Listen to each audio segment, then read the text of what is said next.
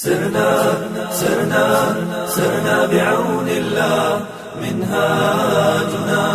منهاجنا تقوى سرنا سرنا سرنا بعون الله.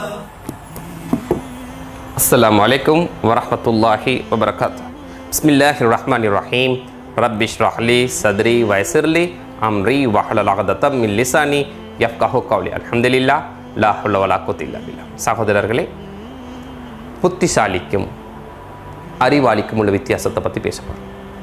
எடியூகேட்டடுக்கும் இன்டெலிஜென்ஸுக்கும் உள்ள வித்தியாசம். எடியூகேட்டட்னா அறிவாளி, அறிவுள்ளவர். இன்டெலிஜென்ஸ்னா புத்திசாலி. எடியூகேட்டடாக இருந்த அர்த்தம் இல்லை, இன்டெலிஜென்ஸு கிடக்கு. அறிவுக்கு விளக்கம் கிடைக்கணும், அவர் தான் புத்திசாலியாக மாறுவார். நிறைய பேருக்கு அறிவு இருக்கு. உதாரணமாக சீக்ரெட் பாக்ஸில் போட்டிக்கு இதை குடித்தா கேன்சர் வர முடியும். படித்தவர், நல்ல விளங்கினவர், இங்கிலீஷும் தெரியும், அதே மாதிரி கேன்சர்னா என்னாண்டும் தெரியும், இதை குடித்தா சாவெண்டும் தெரியும்.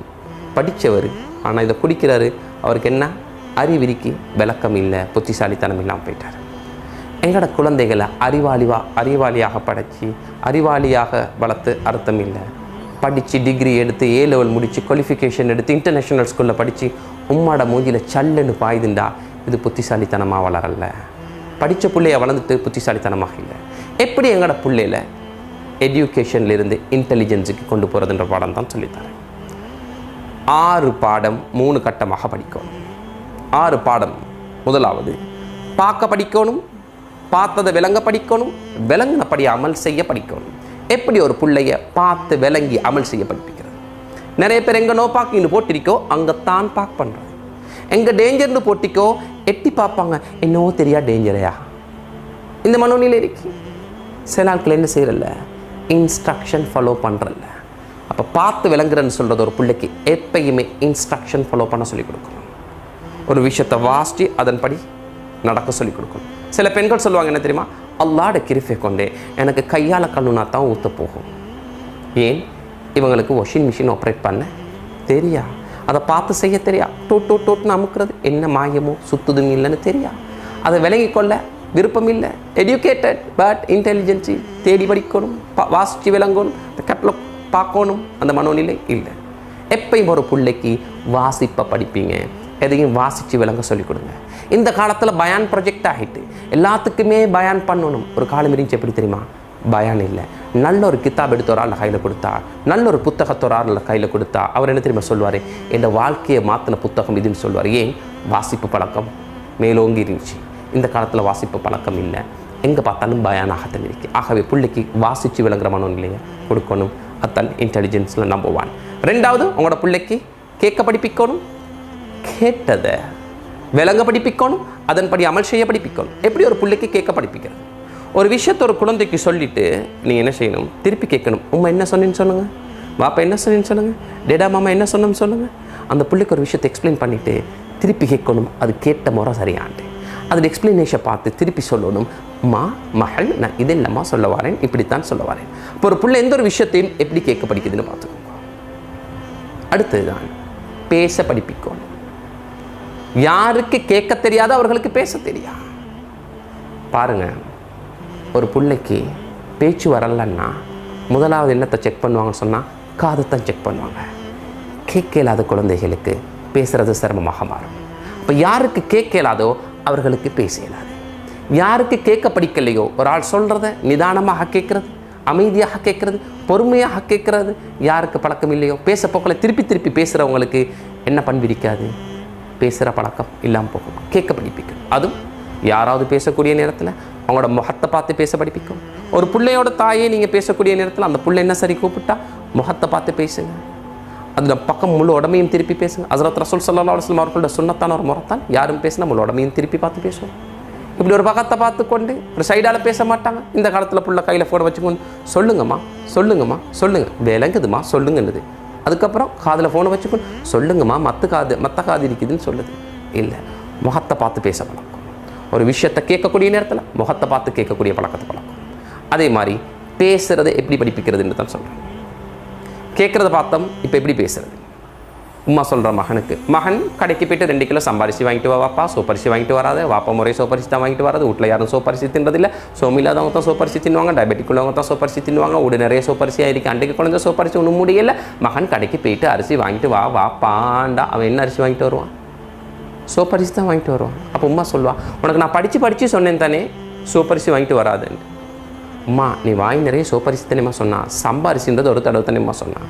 பேசக்கூடிய நேரத்தில் தெளிவாக பேசணும், கட் அண்ட் ரைட்டாக பேசணும். எப்படி பேச படிக்கிறது? பெற்றோர்களே, தாய்மார்களே, குழந்தை வளர்ப்பில் பிள்ளையோட கட் அண்ட் ரைட்டாக பேசணும், அழகாக பேசணும், தெளிவாக பேசணும். ஹஜ்ரத் ரசூல் ஸல்லல்லாஹு அலைஹி வஸல்லம் அவங்க தெளிவாகத்தான் பேசுகிறாங்க. அவங்கள்ட்ட சூனிய பேச்சு இல்லை, மறைமுகமான பேச்சு இல்லை, கிளியராக இருக்கும். 3 வாள் இருந்தால் ஒவ்வொரு வாளுக்கு ஒவ்வொரு பேரிக்கும். பெரிய வாள், சின்ன வாள், கட்ட வாள்னு சொல்ல மாட்டாங்க, தெளிவாக சொல்லுவாங்க. ஏன்? அவர்களோட பேச்சு கொஞ்சம் முன்ன பின் ஆகினா அது ஒரு ஹதீஸாக மாறும், அது ஒரு அமலாக மாறும். அவங்க தெளிவாகத்தான் பேசினாங்க. சுன்னத்தை பின்பற்றக்கூடியவர்கள் பேச்சு தெளிவாக இருக்கணும், அனவசியமான பேச்சு பேசக்கூடாது. எப்படி பிள்ளைக்கு பேச படிப்பிக்கிறது? ஒரு பிள்ளை ஏதாவது உங்கள்கிட்ட சொன்னால் நீங்கள் என்ன திரும்ப செய்யணும்? அந்த பிள்ளைகிட்ட திருப்பி சொல்லணும், மகள் நீங்கள் இதையா சொல்ல வாரீங்க, இல்லைம்மா இதை சொல்லலாம், இதைத்தான் நான் சொல்ல வாரேன்னு சொன்னால் அந்த பிள்ளைக்கு சொல்லணும், இது இப்படித்தான் சொல்லணும். எப்படி கேட்க படித்தோம்? ஒரு விஷயத்தை நான் சொல்லிட்டு அந்த பிள்ளைகிட்ட கேட்குறேன், என்ன சொன்னேன்னு சொல்லுங்கள், இது கேட்க படிக்கிறது. ஒரு புள்ள உங்கள்கிட்ட ஒரு விஷயம் சொன்ன போகிறோம், அந்த பிள்ளைகிட்ட சொல்லணும், மகள் நீங்கள் இதைத்தானே சொல்ல வாரீங்க. அப்போ அந்த புள்ள சொல்ல, இல்லைம்மா இதுதான் அப்படின்னா இந்த விஷயத்தை இப்படித்தான் சொல்லணும்னு சொல்லிக் கொடுக்குறது, பேச படிக்கிறது. அடுத்தது தான் சகோதரர்களே, உணர படிக்கணும், உணர்ச்சிகளை படிக்கணும், என் ஃபீலிங்ஸை படிக்கணும், ஃபீல் பண்ண படிக்கணும், என் ஃபீலிங் சரியாக பிள்ளையாண்டு விளங்க படிக்கணும், அதன்படி அமல் செய்ய படிக்கணும். எப்படி ஒரு மனிதன் ஃபீலிங்கை கண்ட்ரோல் பண்ணுறேன், தன்னோட சென்சர் எப்படி விலையும் கொள்றேன், நான் ஃபீல் பண்ணுறது சரியாக பிள்ளையான்றதை எப்படி விலையும் கொள்றேன். எப்பையும் நிதானத்தனத்தை கொணரணும், நிதானமாக இருக்கணும்.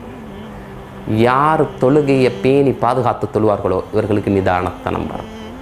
தொழுகையின் மூலமாக தான் ஒரு மனிதன் நிதானத்தனத்தை அடைகிறான்.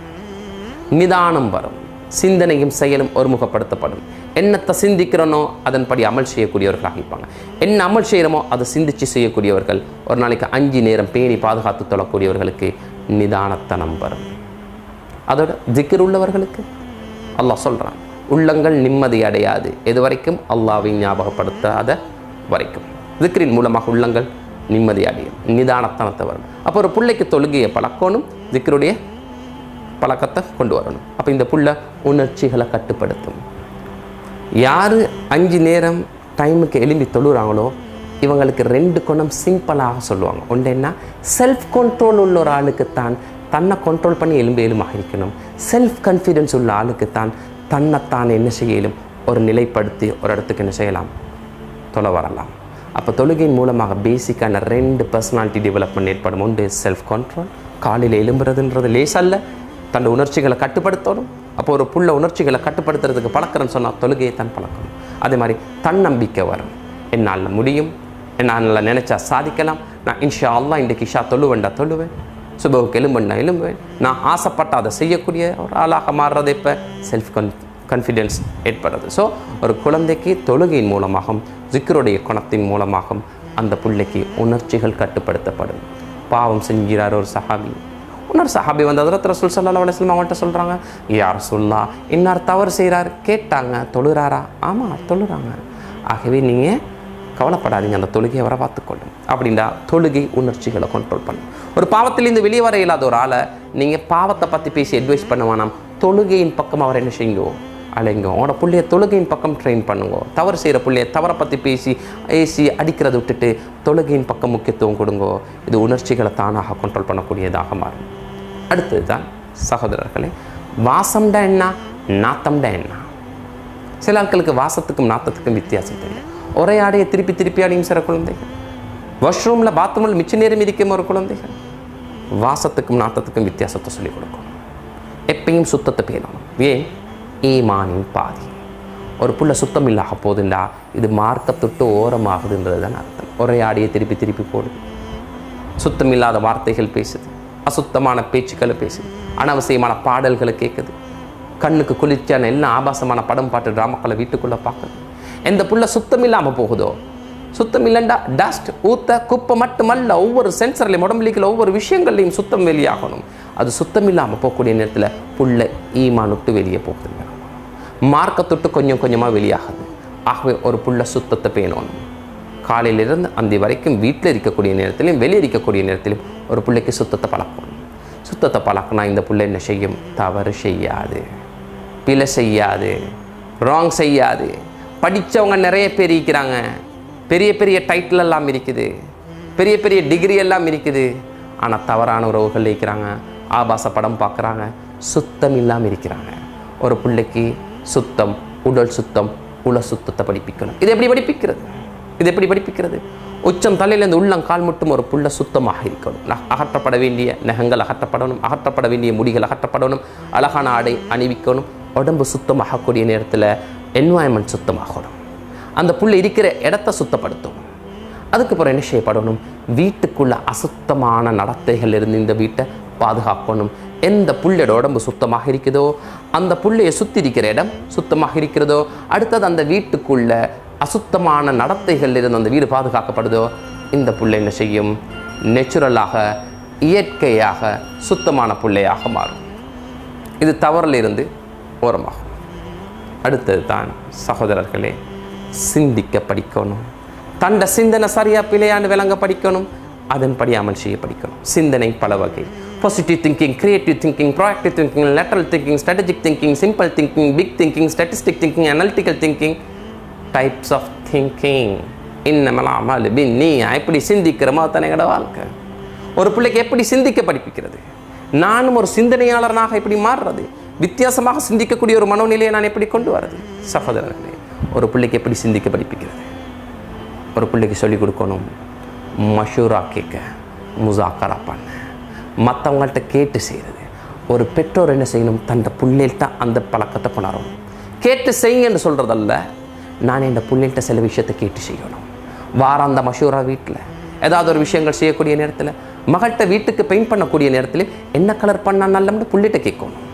இன்றைக்கு நாங்கள் சாப்பாடு ஆக்குறோம், பகல் சாப்பாடு ஆக்குற தாய் என்ன செய்யணும்? பிள்ளைகிட்ட மஷூரா கேட்கணும். இப்போ விஷயத்தை கேட்டு செய்கிறது, 4 பேர் சொல்கிறத கேட்குறது, அட்வைஸ் கேட்குற ஒரு மனோநிலை யாருக்கு வருமோ இவர்கள் சிந்தனையில் தேர்ச்சி பெற்றவர்களாக மாறுவாங்க. மறுபடியும் சொல்கிறேன், சிந்தனையில் தேர்ச்சி பெறுறதுக்கு இலகுவான வழி 4 பேர்கிட்ட கேட்ட ஒரு விஷயத்தை செய்கிறது, மஷூரா பண்ணி முசாக்கரா பண்ணி செய்கிறது. யார் அட்வைஸ் பண்ணாலும் நிதானமாக தண்டை குறைய ஏற்றுக்கொள்கிற மனோநிலை வருமா, இவர்கள் சிந்தனையில் பல மாற்றத்தை ஏற்படுத்தக்கூடியவர்களாக இருப்பாங்க.